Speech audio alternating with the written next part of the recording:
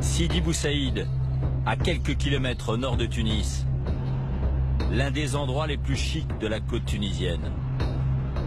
Sur la colline de Sidi Drif, l'ancien président Ben Ali et son épouse Leïla s'étaient fait construire un palais digne des 1001 nuits. Le palais, il commence d'ici. C'est un des plus beaux paysages de la côte tunisienne. La Sadr El Mayed a été chargé par le gouvernement de gérer les biens de l'ancien dictateur, confisqués depuis la révolution du 14 janvier 2011. Salam alaikum. C'est la première fois qu'une équipe de télévision occidentale est autorisée à y pénétrer. Ben Ali a abandonné ce palais après sa fuite du pays. Désormais, c'est un véritable camp retranché, gardé jour et nuit. Pour rentrer, il faut des autorisations officielles et les gardiens vérifient tout. C'est la haute sécurité. Et ça va de soi. Vous allez découvrir la caverne d'Ali Baba. Le domaine est à l'image de l'ancien dictateur, totalement démesuré. Ben Ali a fait construire ce palais à partir de 2002 sur un ancien terrain militaire de près d'1 hectare. Personne ne connaît le prix des travaux. Seule certitude, ils ont été réalisés aux frais du contribuable tunisien. Ce que nous découvrons à l'intérieur dépasse l'imagination. 11 000 mètres carrés, 332 pièces et une décoration hors de prix. Regardez un petit peu. Regardez le lustre. C'est une fortune exorbitante. C'est en cristal. Plus surprenant encore, sur les murs et au sol, des peaux de bêtes.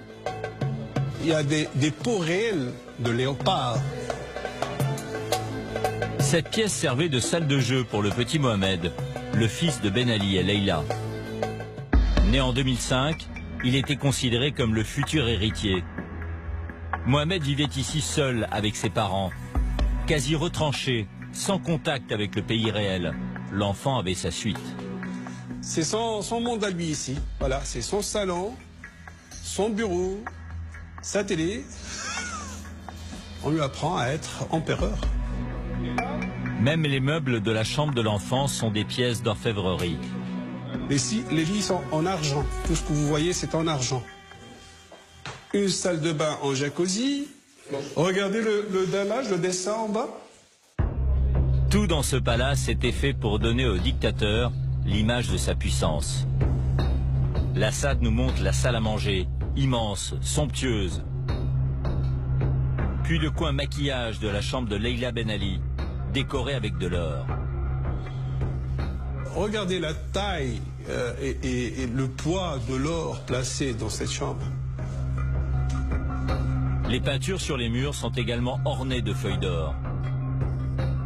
Même les cadres des tableaux, là, les tableaux les plus de valeur, regardez, c'est en feuilles d'or.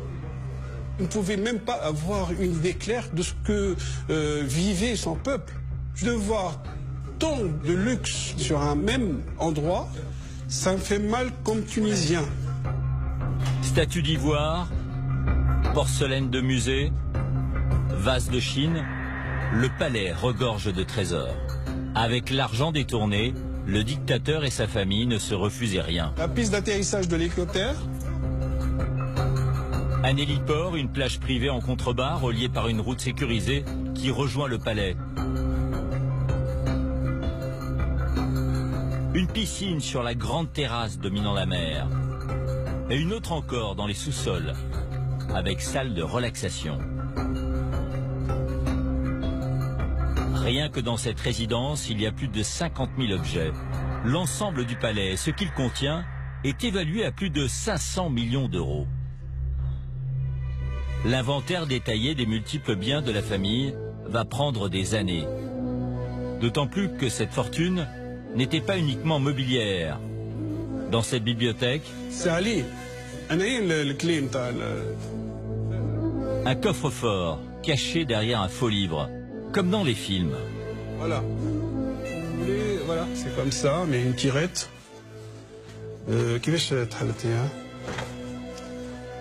Voilà. Bonjour. Bonjour l'agence tunisienne.